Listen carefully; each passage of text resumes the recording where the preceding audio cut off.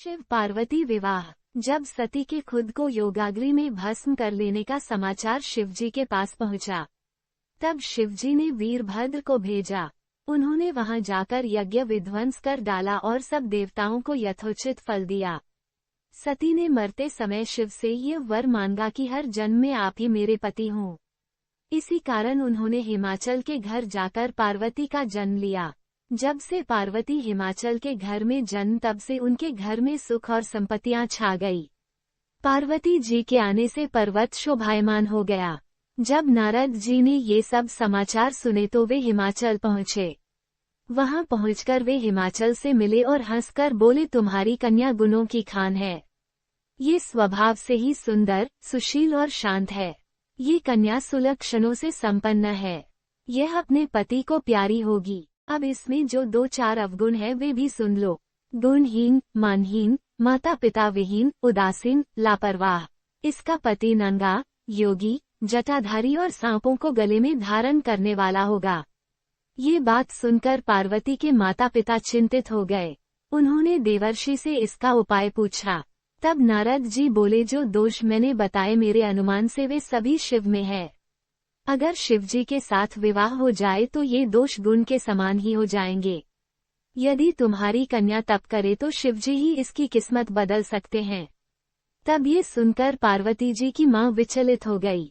उन्होंने पार्वती के पिता से कहा, आप अनुकूल घर में ही अपनी पुत्री का विवाह कीजिएगा, क्योंकि पार्वती मुझे प्राणों से अधिक प्रिय है। पार्वती को देखकर मैना का गला भर आया।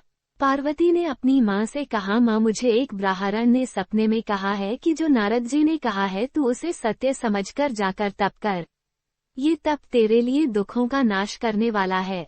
उसके बाद माता पिता को बड़ी खुशी से समझाकर पार्वती तप करने गई। पार्वती जी ने शिव को पति रूप में पाने के लिए तपस्या आरंभ की, लेकिन शिव को सांसारिक बंधनों में कदापि रुचि नहीं थी। इसलिए पार्वती जी ने अत्यंत कठोर तपस्या की ताकि शिव प्रसन्न होकर उनसे विवाह कर लें। जब सप्तर्षि सती की परीक्षा लेने गए, सप्तर्षि ने पार्वती से जाकर पूछा, तुम किसके लिए इतना कठिन तप कर रही हो? तब पार्वती ने सकुचाते हुए कहा, आप लोग मेरी मूर्खता को सुनकर हंसेंगे। मैं शिव को अपना पति बनाना चाहती हूँ। पार्वती की बात सुनकर सभी ऋषि हंसने लगे और बोले कि तुमने उस नारद का उपदेश सुनकर शिव को अपना पति माना है, जो सब कुछ चौपट कर देता है।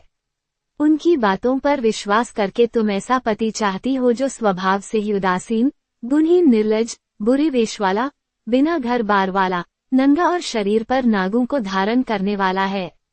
ऐसे वर के मिलने से कहो तुम्हें क्या सुख मिलेगा। अब हमारा कहा मानो, हमने तुम्हारे लिए बहुत अच्छा वर चुना है। हमने तुम्हारे लिए जो वर चुना है वो लक्ष्मी का स्वामी और वैकुंठपुरी का रहने वाला है। तब पार्वती उनकी बात सुनकर बोली, कहा है कि मेरा हठ भी पर्वत के ही समान मजबूत है। मैं अपना ये जन्म शिव के लिए हार चुकी हूँ। मेरी तो करोड़ जन्मों तक यही जिद रहेगी। पार्वती की यह बात सुनकर सभी ऋषि बोले, आप माया हैं और शिव भगवान है। आप दोनों समस्त जगत के माता पिता है। ये कहकर सप्तर्षि पार्वती को प्रणाम करके वहां से चले गए। पार्वती जी की दृढ़ निष्ठा ने जीत लिया शिवजी का मन। वर्षों तपस्या करने के बाद एक दिन पार्वती जी के पास एक ब्रह्मचारी आया। वह ब्रह्मचारी तपस्विनी पार्वती का आग्रह स्वीकार करने से पूर्व बोल उठा, तुम्हारे जैसी सुकुमारी क्या तपस्या के योग्य है? मैंने दीर्घकाल तक तप किया है। चाहो तो मेरा आधा या पूरा तप ले लो, किंतु तुम इतनी कठिन तपस्या मत करो। तुम चाहो तो त्रिभुवन के स्वामी भगवान विष्णु भी। किंतु पार्वती ने ऐसा उपेक्षा का भाव दिखाया कि ब्रह्मचारी 2 क्षण को रुक गया। फिर बोला, योग्य वर में 3 गुण देखे जाते हैं, सौंदर्य, कुलीनता और संपत्ति। इन तीनों में से शिव के पास एक भी नहीं है। नीलकंठ, त्रिलोचन, जटाधारी, विभूति पोते, सांप लपेटे शिव में तुम्हें कहीं सौंदर्य दिखता है? उनकी संपत्ति का तो कहना ही क्या, नग्न रहते हैं। बहुत हुआ तो चर्म चमड़ा लपेट लिया। कोई नहीं जानता कि उनकी उत्पत्ति कैसे हुई। ब्रह्मचारी पता नहीं क्या क्या कहता रहा, किंतु अपने आराध्य की निंदा पार्वती को अच्छी नहीं लगी। अतः वे अन्यत्र जाने को उठ खड़ी हुई। तब शिव उनकी निष्ठा देख ब्रह्मचारी रूप त्याग प्रकट हुए और उनसे विवाह किया। जहां दृढ़ लगन, कष्ट सहने का साहस और अटूट आत्मविश्वास हो, वहाँ लक्ष्य की प्राप्ति अवश्य होती है।